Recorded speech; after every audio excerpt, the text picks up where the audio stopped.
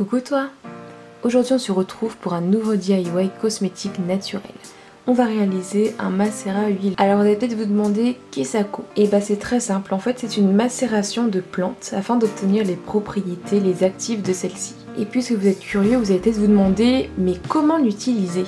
Et bah vous pouvez l'utiliser de différentes manières, par exemple en massage, dans des recettes cosmétiques par exemple des savons, des crèmes, ou vous pouvez l'utiliser pur sur les cheveux, sur le corps, etc. Enfin bref, tu l'as compris, on peut vraiment l'utiliser de différentes manières. Alors pour réaliser ce macérat huileux, on aura besoin d'huile végétale.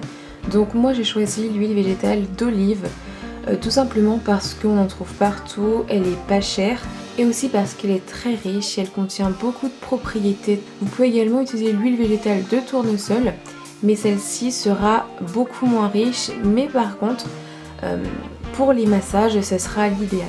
Vous aurez besoin ensuite de plantes, donc pour moi ce sera romarin et thym. J'ai choisi le romarin simplement parce qu'elle est très bonne pour tout ce qui est douleur musculaire. Elle diminue les vergetures et la cellulite. Elle est très bonne pour la circulation sanguine.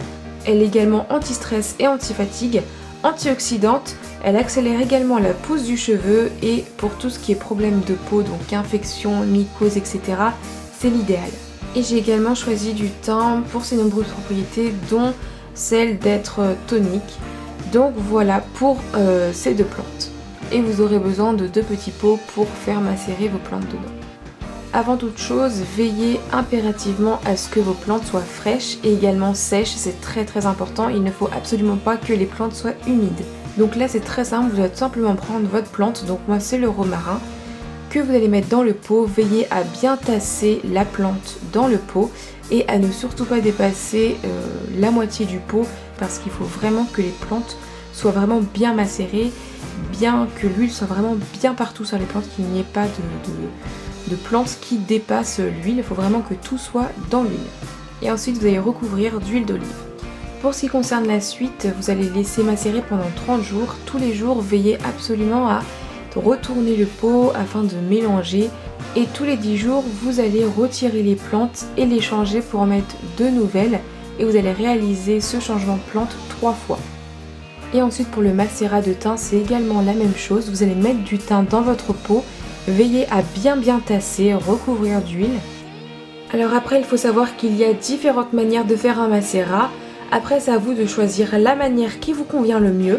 Enfin, il est essentiel de savoir que vous pouvez faire un macérat avec n'importe quelle plante. Vous pouvez faire un macérat à base de pétales de rose, comme bien faire un macérat à base de carottes qui va être un autobronzant, ce qui est plutôt pas mal pour l'été. Après, c'est à vous de voir, vous choisissez vraiment la plante qui vous correspond, la plante que vous voulez avoir les propriétés de celle-ci. Sur ce, je vous laisse avec cette magnifique petite rose rouge. Je vous fais de gros bisous, j'espère que cette vidéo t'aura plu, n'hésite pas à t'abonner, à mettre un petit pouce en l'air. Je te fais de gros bisous, on se retrouve pour une prochaine vidéo. Bye bye.